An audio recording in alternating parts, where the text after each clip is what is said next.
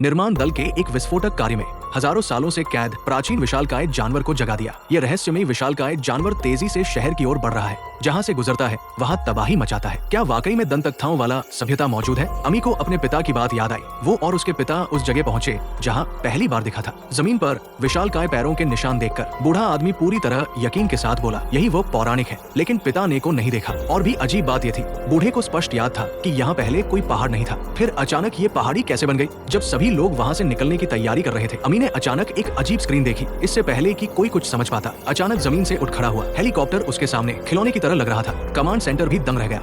हालांकि ये नहीं पता कि कहां से आया, लेकिन सुरक्षा के लिए प्रमुख ने हमले का आदेश दे दिया। एक के बाद एक रॉकेट की ओर दागे गए। उसके शरीर पर चिंगारियां उड़ने लगी, लेकिन धुआं छटने के बाद कोई नुकसान नहीं हुआ। कमांडर ने तुरंत टैंक हमले का आदेश दिया। जोरदार बमबारी के बावजूद कि त्वचा को भेद नहीं सके और मानवों के हमले ने को पूरी तरह गुस्सा दिला दिया। उसने एक बड़ा कदम उठाया। टैंक सीधे कुचलकर लोहे की चपटी डिस्क बन गया। 2 मिनट से भी कम समय में हमला करने वाली टुकड़ी लगभग पूरी तरह नष्ट हो चुकी थी। जब सभी लोग निराश हो चुके थे, अमी के पिता अचानक सामने आए। बूढ़ा आदमी के पास पहुंचा, उससे बातचीत करने की कोशिश की, अपने हमले रोक दिया। ऐसा लगा जैसे उसने बूढ़े की बात समझ ली हो। लेकिन तभी बचे हुए सैनिकों ने सोचा कि ये एक मौका है। उसने के सिर पर निशाना साधा और तोप का गोला दाग दिया। इसने बातचीत कर रहे बूढ़े को बुरी तरह फंसा दिया। वो दर्जनों मीटर दूर उछल गया और उसकी मृत्यु हो गई। फिर वहाँ से चला गया। अगले दिन जंगल पार्क में पहुंचा। चींटियों की तरह इंसानों द्वारा बनाए गए मनोरंजन पार्क को देखकर को कुछ जिज्ञासा हुई, लेकिन जैसे ही वो इसे और करीब से देखने की कोशिश करने लगा, सेना फिर से मौके पर पहुंच गई। घंटियों की आवाज से इस राक्षस को भगाने की कोशिश की। ये वाकई कारगर रहा। वे और करीब उड़ना चाहते थे, लेकिन अचानक ने उछलकर हमला किया। बेकाबू विमान भीड़ में जा गिरा